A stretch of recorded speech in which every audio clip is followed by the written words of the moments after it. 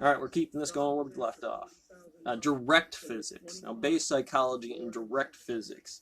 To explain all of physics, or to explain the physics that's necessary to build all of physics, the genesis of the saws has a lot of problems in terms of whether you're going to go mechanic, Sawyer, ground guy, operator, manager, and how you perceive the relative cosmic radiation background from that point, that relative perspective up in the office, or the timelines that you're dealing with that. You'll get back into some of these other topics and you begin to see what I'm talking about with this matrix and the points that deal with this internal XYZ behavior. There's a different distance for a manager to walk over to these saws, and there's a different aspect. And of course, we all know the psychology behind this one on the floor. I would imagine what happens. So everybody has to have the same fucking way of thinking about it, right? That those numbers are already mapped out and that they trig real good. One of those ones I get pissed about. Chimeric viscosity. And again, when we get into lensing dark matter, dark energy functions on the mill floor, I mean, just the bucket rotation or the thermaling station is in itself a lensing effect or a chimeric viscosity. Who is it? The timelines, I have no idea. The type of rock that goes into it. You can't necessarily know that yet unless you want it. You have Cake Factory. Well, Cake Factory is the way you go about this. That's the window open and the furnace on and thermodynamics and the FMA of things. Biometrics. Okay, I don't think you really need to go too much with what this is. Plan out your timelines. Honey, I'm talking to you too. Figure it out.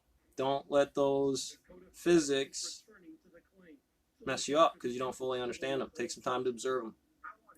And I'm sure there's all kinds of it. And I'm happy to have it. Just show me the physics. Break it down. You want to do a whole class with that because your girlfriend, boyfriend, brother, analyzation on the psychology or mathematics? Get it. A equations. How to know a little bit more properly. But we're going to break that down again. The bones of this structure should apply derivative X, derivative S, and how we're Hunter's prizing, adding something to this, a field that's more appropriate, because that's going to be our equation. These are the A frames. This is one of the entire things. This is a stone mill that has lots of ones inside of it, and this 0-1 function and binary way of thinking about things. Phase equation, force, acceleration, causal energies as an aspect, and I want you to FMA the A1, 2, the causal C11, and the energy yields of when I apply those to environment sums or sigma sum. I think it's sigma.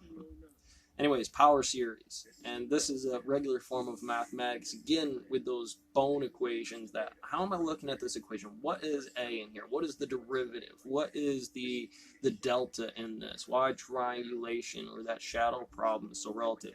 A lot of this material you'll find has already been done in a lot of ways, and it just needs to be more efficiently broken down. You know, when you see a lot of these math equations, what's not there is the n1/2.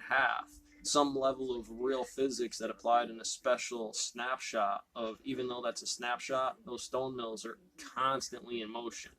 It might still be like that. I'm not talking about stocks or new saws being brought in. But that becomes the power series, that stone mills aspect stack. I do this move, it stacks up the positive energy on this. And then it keeps enriching that till the cycle is done. And it reciprocals V at the top for this is my number, that's why I'm that number, and that's what makes me. Number theory. Again, because I keep these two closely modeled together, and we'll be doing highly composite systems and Riemann's hypothesis and variation behind this, we're going to grid a lot of this out. People don't get what's patterns. We'll take all the infinite numbers and write them out. Let's be sensible, cut that off. A little bit of limit theory. We'll cheat a little bit. Go between these numbers, find a pattern. All right, then do it again.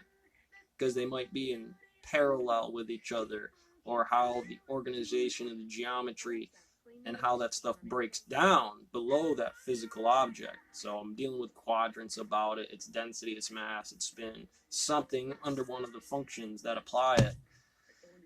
And we're giving that a value. We're applying that to be this pattern of all prime numbers. You go 0, 1, 2, 3, 4, all odd numbers are prime. And then it's going to make a straight line through them, but the segments of not all odd numbers are prime says that there's going to be gaps. So 3, 5, 7, 11, I think are prime numbers right off the hop. And you can see how we started to make a gap right there. And as you build this out, it's not going to be, oh, well, there's this number, and here's another gap with 1, and then another gap with 1. It's very erratic. So you build it like that, and you change the geometry. Well, let's go 1, 2, 3, 4, 5, 6. See if there's a pattern like that. Let's start with 0. Or, excuse me, let's start with 1, 2. All the odds are on this side now. And there's lots of patterns, and the physical process of just smashing your face off it like that's going to give you some insight on A, X, A, Y, A, Z, A, X, A, Y, A, Z, and you're going to invert the positions, because a lot of times perspective manager to an employee, A, X, and to that employee it's always A, X. You know, first get the order, take down a step and go. Here the boss goes A, X, and we're moving that in motion and going. So they can be parallel, and they work invertly with each other simultaneously, relative and superposition. Excuse me.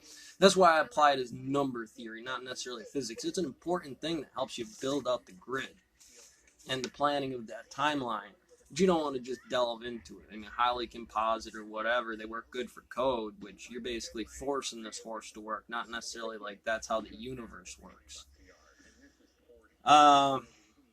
Punctures, globular and smooth, close to 1, close to 0, things of that nature.